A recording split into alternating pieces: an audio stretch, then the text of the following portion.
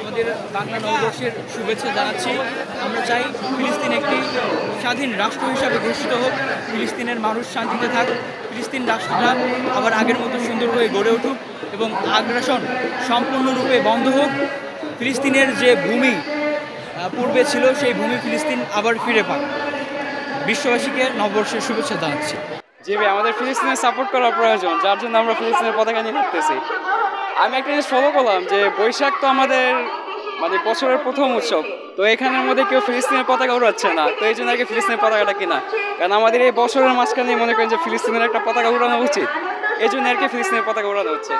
ফিলিস্তিনে যেভাবে লোকজন মারা হচ্ছে এটা কখনোই গ্রহণযোগ্য না। যেমন আমাদের 24-এর মধ্যে যখন আমরা দেখেছি যে আমাদের সাথে আমাদের ভাই মারা গেছে, তো তখন আমাদের যেরকম কষ্টটা লাগছিল সেই কষ্টটা সবার মনে রাখা উচিত।